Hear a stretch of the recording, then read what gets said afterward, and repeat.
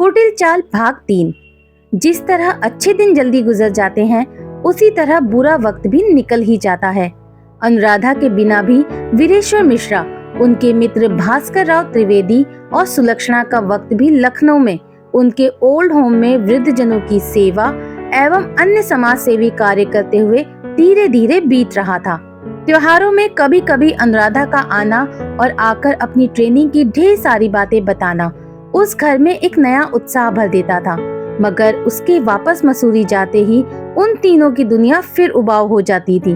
बीच बीच में सुलक्षणा और भास्कर राव ने अपने बेटे अरविंद के बारे में पता करने की भी काफी कोशिश की, पर उन्हें आसपास के किसी भी क्षेत्र में अरविंद त्रिवेदी नाम से कोई ऐसा पदाधिकारी नहीं मिला जिससे वह संपर्क करके मिलने का प्लान बनाया जा सके।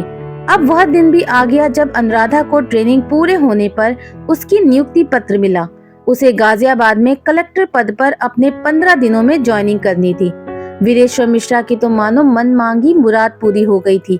पूरे सप्ताह भर अनुराधा की धमा चौकड़ी, मूवी देखना, जरूरी सामान की शॉपिंग और सुलक्षणा का अनुराधा के मनपसंद व्यंजनों का बना बना कर खिलाना और गाजियाबाद में उसके लिए अतिरिक्त मिठाइयाँ व नमकीन बनाकर रखा जा रहा था। घर में ऐसा लग रहा था कि मानो दिवाली आ गई हो, और हो भी क्यों ना, बेटी अनुराधा ने पूरे मिश्रा खानदान का नाम रोशन किया था। इसलिए तो उसके न जाने कितने जाने और अनजाने रिश्तेदार इन दिनों में उसे फोन कर करके बधाइयाँ दे रहे थे। जिन रिश्तेदारों ने माँ गुजर जाने के बाद कभी पलटकर मिश्रा जी का कुशल क्षेम नहीं पूछा, वो सब आज अनुराधा को अपने यहाँ आने का निमंत्रण दे रहे थे। ठीक 15वें दिन नियुक्ति पत्र के निर्देशानुसार अनुराधा ने मेरठ के कमिश्नर के कार्यालय में जाकर अपना नियुक्ति पत्र दिखाया। Commissioner B.K. श्रीवास्तव लगभग 50 वर्ष के रौबदार व्यक्ति थे। उन्होंने और उनके स्टाफ ने पुष्प गुच्छ देकर अनुराधा का स्वागत करते हुए परिचय कराया।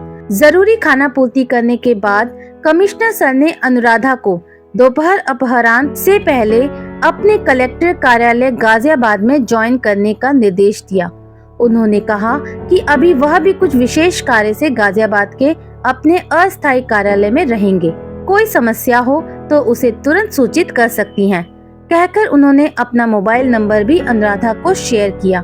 गाजियाबाद पदस्थ इंस्पेक्टर विनोद कुशवाहा के साथ नीली बत्ती की एम्बेसडर से अनुराधा को गाजियाबाद भेजा गया। यह अनुराधा की जिंदगी का सबसे रोमांचक पल था। लगभग 1:30 बजे कार गाजियाबाद के कलेक्टर ऑफिस में आकर रुकी। गाजियाबाद कलेक्टर कार्यालय में भी अनुराधा के स्वागत में उसका स्टाफ, स्थानीय विधायक और उनके लोग उपस्थित थे। पुष्प गुच्छ और मिठाई देकर विधायक ने अनुराधा का स्वागत किया। कुछ देर बाद कमिश्नर श्रीवास्तव जी ने अनुराधा को फोन पर बताया कि आज शाम से ही उसके लिए गेस्ट हाउस में रहने की व्यवस्था की गई है।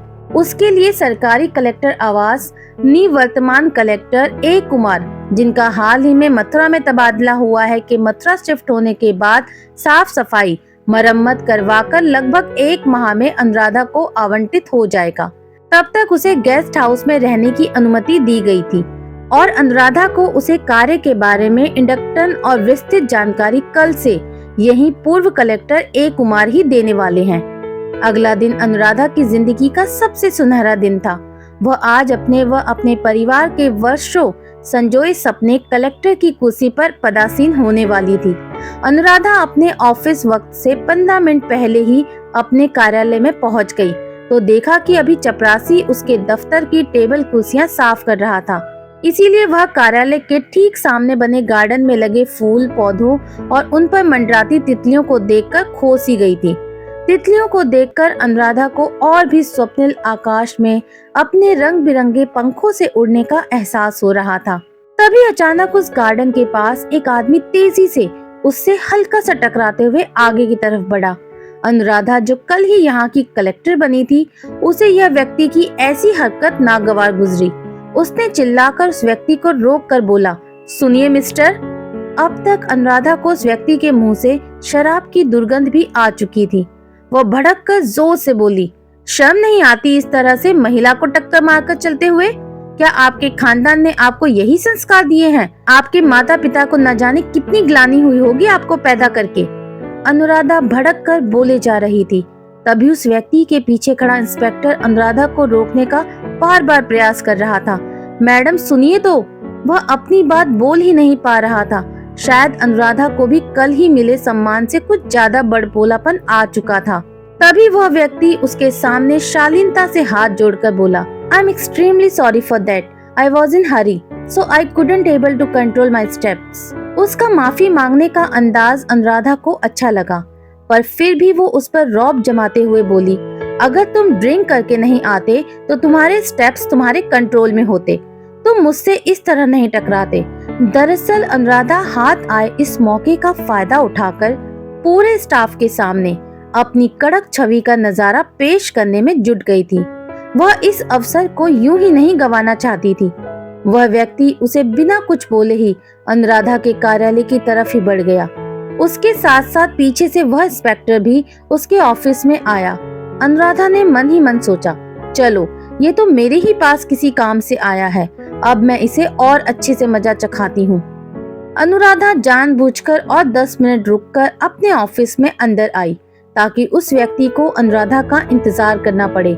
न जाने एक ही दिन में अनुराधा में यह घमंड कहाँ से आ गया था। कुछ वक्त बाद अपने ऑफिस में पहुंचकर अनुराधा ने देखा कि वह व्यक्ति तो उसके बगल वाली कुर्सी पर ही बैठा है। अनुराधा के आने से जहां सारा स्टाफ उठ खड़ा हुआ, जबकि वह व्यक्ति शांति से अपने साथ लाए दस्तावेज में खोया हुआ था। अनुराधा का पारा एक बार फिर 7वें आसमान पर पहुंच गया था, पर इस बार अनुराधा कुछ बोल पाती। उस व्यक्ति के साथ आए इंस्पेक्टर ने उस व्यक्ति को अनुराधा का परिचय कराया। बोला, she is miss Anuradha, new joint collector. Anuradha इससे पहले कुछ बोल पाती, वह व्यक्ति शालीनता से उठा, उसकी ओर हैंडशेक करने को हाथ बढ़ाते हुए बोला, welcome miss Anuradha, I am A Kumar, came here for your induction and to brief about your role and job responsibilities. Anuradha का मुंह आश्चर्य से खुला का खुला रह गया। गलती उसकी भी नहीं थी। वह समझती थी कि लाखों रुपए तनख्वाह पाने वाले कलेक्टर ब्रांडेड कपड़े, इम्पोर्टेंट घड़ी और महंगे जूते पहनने वाला व्यक्ति होगा, पर यह श्रीमान ए कुमार तो करीब 20-32 साल का बेतरतीब बिखरे बाल, साधारण से कपड़े, जूते और घड़ी पहने हुए थे। शेविंग भी 2 दिन से नहीं की। ऐसा व्यक्ति कैसे कलेक्टर हो सकता है? तभी मिस्टर ए कुमार ने अनुराधा से कहा, रिलैक्स, ऐसा होता रहता है। आप मुझे नहीं जानती थी और मैं आपको नहीं जानता था, परंतु आपका ज्वाइन करने के साथ ही अपने पोस्ट पर इतना रौब जमाना भी ठीक नहीं है। इससे आपके पास दीन दुखी और शोषित व्यक्ति आने में ही संकोच करेंगे। ऐसे में आप उनकी तकलीफ कैसे जान पाओगी? अब गलती की माफी मांगने की बारी अनुराधा की थी।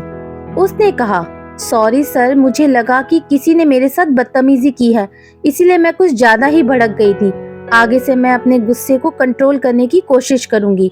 अनुराधा स्वयं अपने इस बदले हुए व्यवहार से आत्मग्लानि से भर गई थी। दिन भर के इंडक्शन में ए कुमार सर ने उसे उसके काम की सारी बारीकियां समझाई।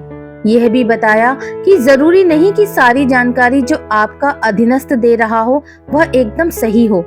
इसीलिए जूनियर वर्ग के लोग जैसे क्लर्क और चपरासी तक से सूचना प्राप्त करते रहना चाहिए और इन लोगों से इतना सहज व्यवहार करना चाहिए कि वो लोग आपसे अपनी बात करने में कोई हिचक न महसूस करें। आपके पावर के डर से आपको सारी बातें पता चल सकती हैं, ये जरूरी तो नहीं। इसी प्रकार लोकल नेताओं से बिना किसी पार्टी की प्रतिबद्धता दिखाए संतुलित व्यवहार करना चाहिए, अन्यथा सरकार बदलते ही देर नहीं लगती। अपने आप पर किसी राजनीतिक पार्टी से प्रतिबद्ध होने का ठप्पा लगवाना फायदे से ज्यादा घाटे का सौदा हो सकता है। अपने सीनियर अधिकारी से कैसे काम करवाएं, अपने समकक्ष से कैसे संपर्क में रहें, पुलिस और मीडिया में कैसा व्यवहार करें आदि अनेक छोटी बड़ी बातें ए कुमार सर ने अपने इंडक्शन में अनुराधा को बहुत ही बारीकी से समझाई। उनके समझाने का तरीका इतना अच्छा था कि अनुराधा को लेश मात्र भी यह महसूस नहीं हुआ कि यही वह सीनियर अधिकारी है जिसने आज सुबह उसके साथ इतनी बदतमीजी से बात की थी। अनुराधा को उन्हें बार बार ए कुमार सर कहना अटपटा लग रहा था, इसीलिए उसने उन्हें सिर्फ कुमार सर कहना शुरू कर दिया। शाम होते होते ही अनुराधा और कुमार सर इतने घुलमिल से गए थे मानो एक दूसरे को बरसों से जानते हो। अनुराधा ने महसूस किया कि कुमार सर के मन में बहुत दर्द भरा है। इसीलिए उसे लगा कि यदि कुमार सर उसे रात को खाने को इनवाइट करेंगे तो वो मना नहीं करेगी। परंतु ऑफिस में इंडक्शन खत्म होते ही कुमार सर ने संक्षिप्त में कहा, ओके अनुराधा, कल सुबह 9:30 बजे आ जाना। तुम्हें एक सिविल कंस्ट्रक्शन वर्क का औचक निरीक्षण कैसे करते हैं बताने के लिए साइट पर चलना है। अनुराधा जब तक अपना काम समेटती, कुमार सर तेजी से अपना कार ड्राइव करके निकल गए। अनुराधा ने कुमार सर के साथ आए इंस्पेक्टर का नाम उसकी वर्दी पर देखकर पढ़ा, विनोद कुशवाहा। जी आप गाजियाबाद से ही हैं क्या? इंस्पेक्टर विनोद ने उन्हें आदर से कहा, जी नहीं मैडम, मैं गोरखपुर से हूँ। अनुराधा ने इंस्पेक्टर विनोद को सामने की चेयर पर बैठने को कहा। साथ खड़े चपरासी से 2 चाय लाने को कहा। जब तक चाय आती, अनुराधा ने इंस्पेक्टर विनोद से उसके परिवार के बारे में पूछा तो उसने बताया कि उसकी 5 वर्ष पूर्व शादी हुई थी। उसका 3 साल का बेटा भी है। उसकी पत्नी और वह पुलिस क्वार्टर में ही रहते हैं। उसके माता पिता विनोद के छोटे भाई के साथ ही गोरखपुर के पास के गांव में खेतीबाड़ी देखते हैं। इस बीच चाय आ गई तो अनुराधा ने स्वयं ही केतली से चाय उड़ेलकर इंस्पेक्टर विनोद को दी। इस सम्मान से वह बहुत खुश हो गया था। अन्यथा अनुराधा के सुबह के व्यवहार से तो वह उसे सन की औरत ही समझ रहा था। चाय पीते पीते ही विनोद ने अनुराधा से हिम्मत कर कर कह ही दिया कि मैडम, छोटा मुंह बड़ी बात होगी, पर सुबह जब ए कुमार सर तेजी से ऑफिस आ रहे थे, मैं आपको गार्डन में देखकर पहचान कर रुक गया था। कल मैं ही कमिश्नर ऑफिस से कार ड्राइव करके आपको इस कार्यालय तक लेकर आया था। मेरे अचानक रुकने से अनभिज्ञ ए कुमार साहब मुझसे बचते हुए किनारे से निकलने की कोशिश में आपसे हल्का सा टकरा गए थे। इसमें उनकी तो कोई गलती भी नहीं थी। इतने सीनियर होने के बाद भी वो भरे ऑफिस के सामने आपकी गलती होने पर भी आपको सॉरी बोल रहे थे, पर आप तो कुछ सुन ही नहीं रही थी। मैं उसी समय ये बात क्लियर करना चाह रहा था, पर आपने मुझे भी बोलने नहीं दिया। अनुराधा को जब पूरी बात पता चली तो उसके मन में कुमार सर के लिए इज्जत और बढ़ गई। सच में उनकी कोई गलती नहीं होने के बाद भी अनुराधा ने कुमार सर को पूरे ऑफिस के सामने खूब ज्यादा खरी खोटी सुना दी थी। उसके बाद भी वह अनुराधा को सॉरी बोलकर निकले थे। यही नहीं, उन्होंने कितनी शालीनता से बिना घमंड दिखाए इंडक्शन दिया। उनकी जगह अनुराधा स्वयं होती तो ऐसी हालत में 4 बातें तो सुना ही जाती। अनुराधा के मन में कुमार सर के लिए इज्जत और बढ़ गई थी। अनुराधा ने इंस्पेक्टर विनोद कुशवाहा से घुमा फिराकर ए कुमार सर के बारे में जानकारी लेते हुए पूछा कि कुमार सर की बीवी बच्चे भी गाजियाबाद में ही होंगे। इस पर इंस्पेक्टर विनोद ने कहा, अरे कहाँ, उन्होंने तो शादी ही नहीं की अब तक। इससे ज्यादा उनके बारे में किसी को नहीं पता है और वो किसी से अपने दिल की बात शेयर भी नहीं करते। अनुराधा ने इंस्पेक्टर कुशवाहा को कुरेदते हुए कहा, तो फिर वो शाम को कुमार सर क्या करते हैं?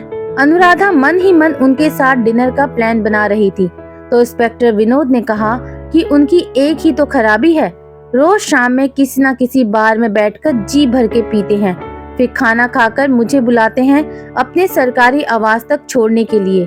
कई बार तो इतना पी जाते हैं कि उनको खुद भी होश नहीं रहता। अनुराधा को याद आया कि सुबह कुमार सर के मुंह से शराब की बदबू आ रही थी, जिस कारण वह एक कुमार सर को बेवड़ा और बदतमीज समझकर अनाप शनाप सुना रही थी। अनुराधा अपने गेस्ट हाउस में पहुंचकर रात को डिनर लेकर जब सोने लगी तो उसके विचारों में एक कुमार सर ही थे। वह सोच रही थी कि इतना मृदभाषी, संयमित और संतुलित इंसान शराब के नशे का आदी कैसे हो गया।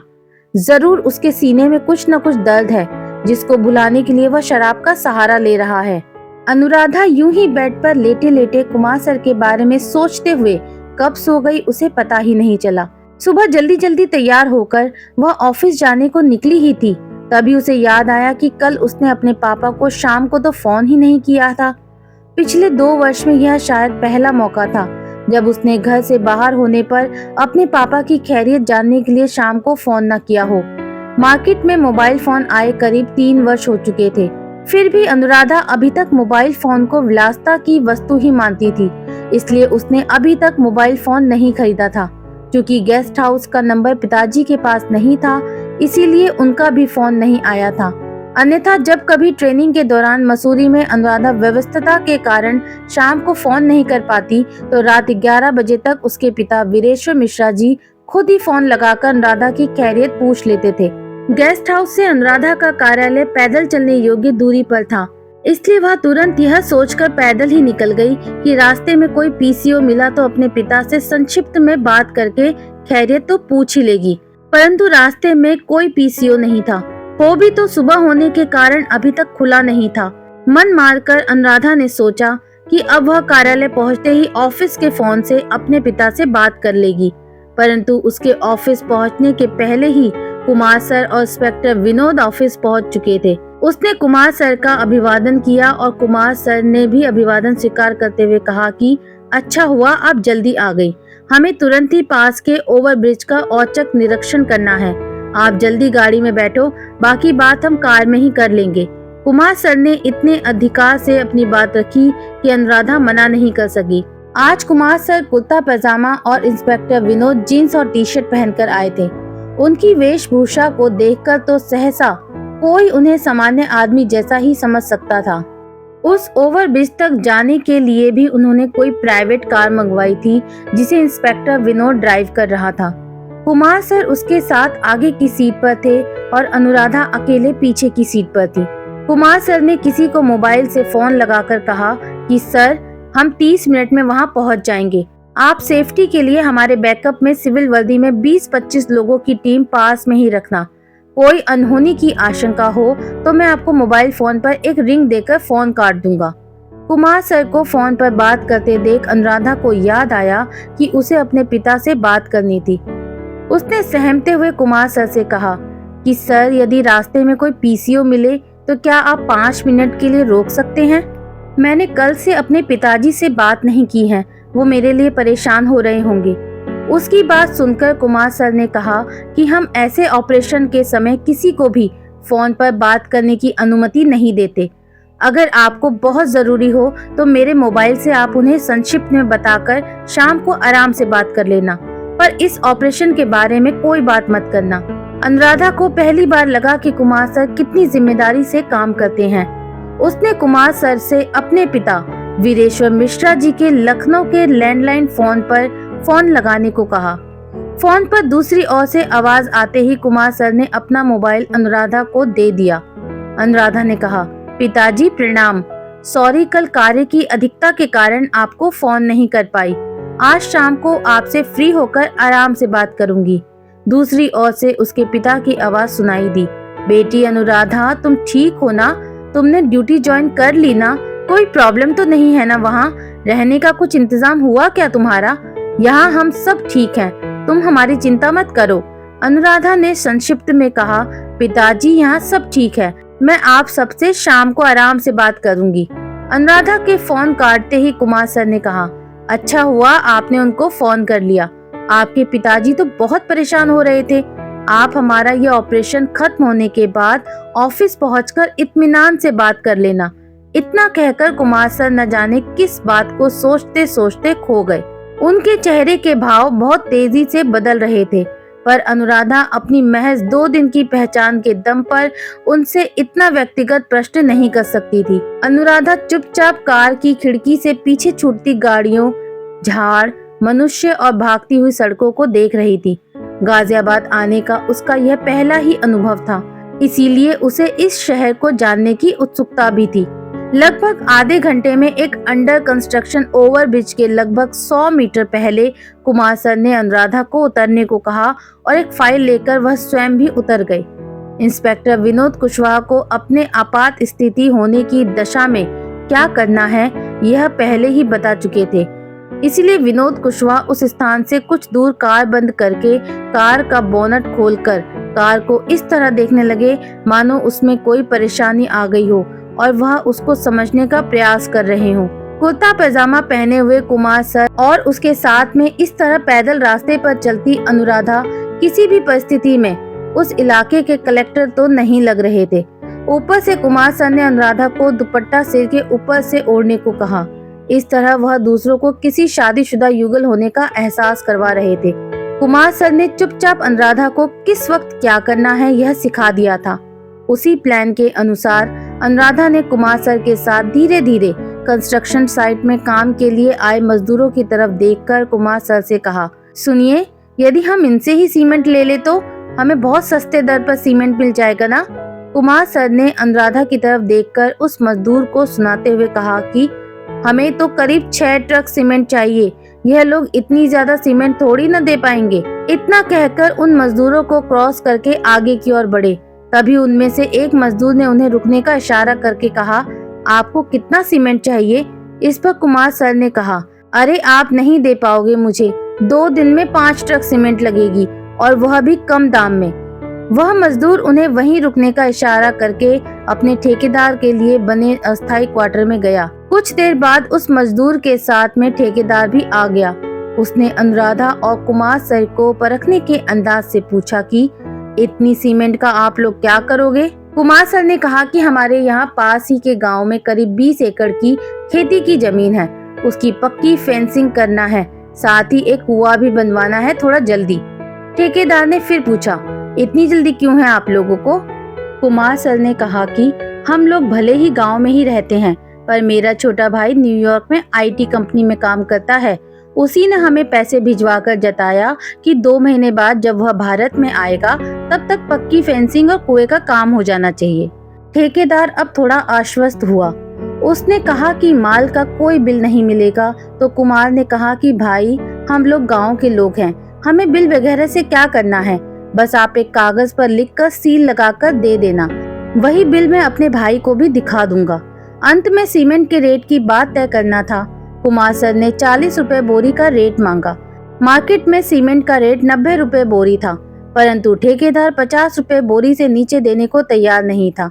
जब कुमार ने उसे कहा कि भाई मुझे करीब 2000 से 2200 बोरी सीमेंट लगेगी, तो वह बोला कि ठीक है, आप मुझे 1 लाख रुपए दे देना और 2500 बोरी सीमेंट की ले जाना, लेकिन गाड़ी की लोडिंग की जवाबदारी और ट्रक का भाड़ा आपको ही देना पड़ेगा। माल रात को ही लोड करना होगा। कुमार के बिछाए जाल में वह ठेकेदार पूरी तरह से फंस रहा था। कुमार सर ने अपने कुर्ते से बीड़ी का बंडल निकाला और एक बीड़ी ठेकेदार को देते हुए उसने स्वयं भी माचिस से बीड़ी जलाई और बीड़ी का कश मारते हुए उस ठेकेदार से बोला, भाई इसकी क्या गारंटी है कि आप मुझे मिलावटी सीमेंट नहीं दोगे? और क्या आपके पास इतना सारा सीमेंट मिल जाएगा, वो भी सिर्फ 2 से 3 दिन में? ठेकेदार के हिसाब से वह कुमार को शीशे में उतार चुका था, इसलिए वह ठेकेदार अपनी डींगे हाँकते हुए बोला, भाई तुम तो कुछ नहीं जानते हो, हमें मिलावटी सीमेंट बेचने की क्या जरूरत है, जब यही अच्छी सीमेंट हमें मिट्टी के मोल में मिल जाती है। कुमार सर ने चौंक कर कहा, क्या बात करते हो, मिट्टी मोल?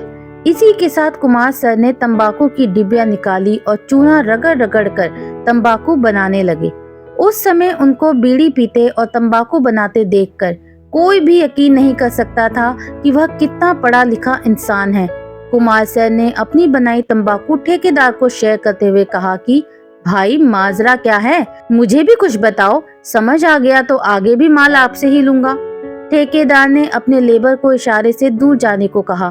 फिर उसने कुमार सर के कंधे में हाथ रखकर वह यूं समझाने लगा मानो कुमार सर नहीं, वह कोई गांव का भोला भाला आदमी हो। ठेकेदार ने कहा, ये हमारा आरटी कंस्ट्रक्शन का काम मंत्री जी के करीबी रितेश ठाकुर जी का ही है।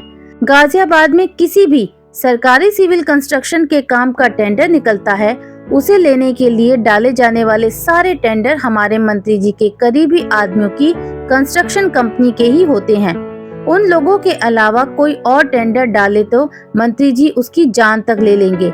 इस तरह टेंडर डालने से पहले ही मंत्री जी जानते हैं कि उनके किस आदमी को कितना रेट टेंडर में भरना है। सामान्यतः अपनी वास्तविक लागत से 10 गुना तक का रेट भरकर टेंडर का रेट कॉन्ट्रैक्ट मंत्री जी द्वारा ही निश्चित किया जाता है और मंत्री जी उस आदमी से अपने कॉन्ट्रैक्ट दिलाने के एवज में भारी भरकम कमीशन ले लेते हैं। इस कार्य के लिए हमें शासन द्वारा कंट्रोल रेट पर सीमेंट, मिट्टी और रेत मिल जाती है।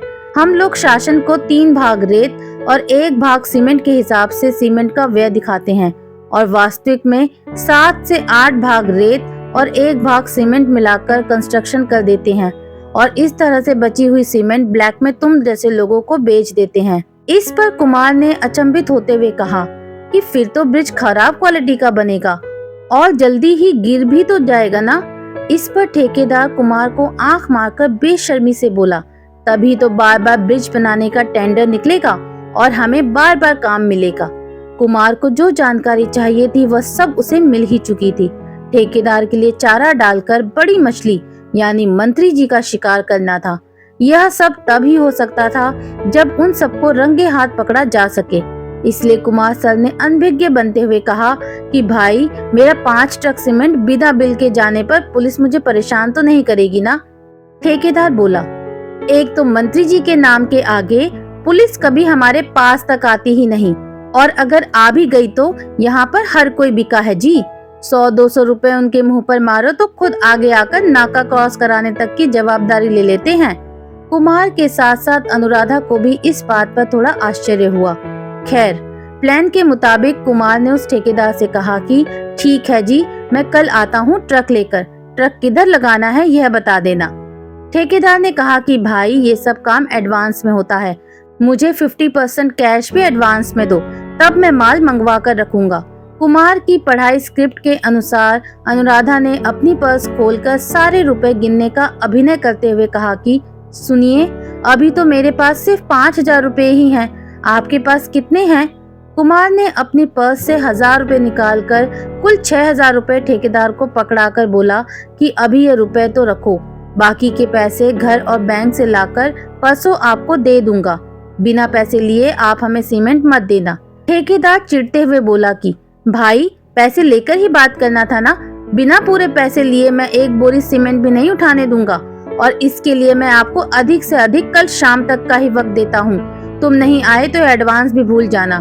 कुमार ने उसे कहा कि ठीक है, मैं कल शाम से पहले ही बाकी के पूरे पैसे लेकर आपसे मिलता हूँ। जब हम पूरे पैसे दे दें तभी हमें सीमेंट दे देना। उसके बाद कुमार और अनुराधा वहाँ से निकल गए। कुछ दूर आगे इंस्पेक्टर विनोद कुशवाहा उन दोनों को अपनी तरफ पैदल आते देख ही रहा था। उसे इशारे से पीछे आने को कहकर कुमार सर और अनुराधा मुख्य सड़क पर आ गए। सड़क पर इंस्पेक्टर विनोद कुशवाहा जब कार लेकर आया तो उन्होंने सावधानी से देखा कि कोई देख तो नहीं रहा। फिर वह दोनों कार में बैठ गए। उसके तुरंत बाद उन्होंने कमिश्नर साहब को मोबाइल से इत्तला दी कि सर, प्लानिंग के मुताबिक काम हो गया है। आशा करती हूँ दोस्तों, कहानी का ये भाग आपको पसंद आया होगा। अगर पसंद आया है तो प्लीज मुझे कमेंट करके जरूर बताएं। आपको ये कहानी अगर पसंद आ रही है तो प्लीज मेरे चैनल को ज्यादा से ज्यादा लाइक करें, शेयर करें एंड सब्सक्राइब करें। बहुत जल्द मिलती हूँ आपसे इस कहानी के अगले भाग में। तब तक के लिए बाय बाय।